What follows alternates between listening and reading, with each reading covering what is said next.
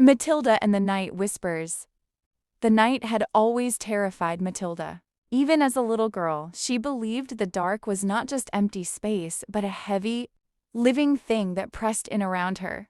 She grew up in an ordinary house on Wren Street, nothing strange about it at all, but to Matilda the familiar became frightening when the lights went out. When she was 6, she refused to sleep without her bedside lamp glowing softly.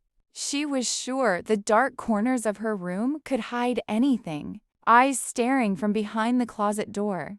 Shapes crouched beneath the bed, faces forming in the folds of her curtains. Her parents would tell her again and again, there's nothing there. Her father would check under the bed to prove it. Her mother would swing open the closet door and switch on the hallway light. But even after they left, Matilda still pulled the blankets over her head because the darkness always felt as though it was leaning closer. And sometimes, though she never admitted it to anyone, she thought she heard whispers, soft, like the hush of a breeze brushing past her ear. As Matilda grew older, the fear never quite disappeared. It learned to hide itself, settling quietly in the back of her mind. By 16, she no longer cried at night or begged for a light. But every time the room went dark, her muscles tensed the way they had when she was little. She didn't tell her friends. They would never understand. To them, the night was nothing. To her, it was a presence she could never name. One autumn weekend, a storm swept through town while her parents were away visiting her aunt. Rain pounded the windows like impatient fingers, and the wind rattled the window frames. Thunder rolled in the distance, low and restless. Matilda sat on the edge of her bed, feeling the same old dread begin to creep back in. She hated that after all these years. The dark could still make her feel like that frightened little girl. So she decided that tonight, she would face it. Turning off the light, she stared at the bedside lamp, its soft glow warming the corner of her room. Her hand trembled as it hovered over the switch. The moment she turned it off, there would be no warm edges, no familiar shapes, just the dark and whatever her mind thought it saw.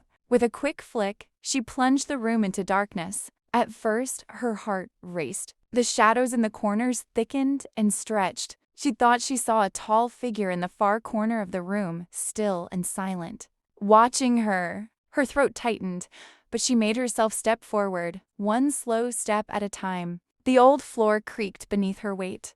Closer, closer. When she finally reached out, her fingers brushed something soft. A coat. Just her winter coat draped over the back of the chair. Relief flooded her chest as she let out a shaky laugh.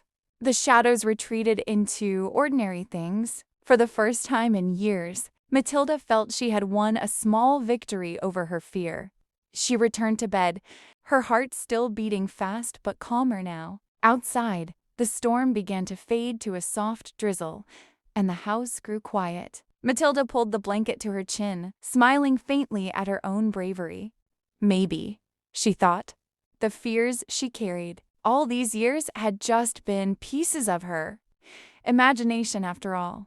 She was drifting towards sleep when she felt it. The air in the room seemed to thicken, as though the silence itself had shifted. And then she heard it, a whisper, faint and soft, right next to her ear. At first, she told herself it was just the wind slipping through the cracks in the window frame. But the whisper came again, softer still, so close it made the hairs on her neck rise. Matilda! Her eyes flew open. The chair in the corner was empty. The coat she'd touched earlier had slipped to the floor. Matilda lay perfectly still, every muscle locked in place. The room was silent again. But in that silence, she felt it, the same nameless presence she had feared as a child. Leaning closer, almost brushing her cheek, another whisper slid into the darkness. So quiet it was almost part of the air itself. Still here, Matilda froze. She didn't move. She didn't breathe. The dark, it seemed, had been waiting all along.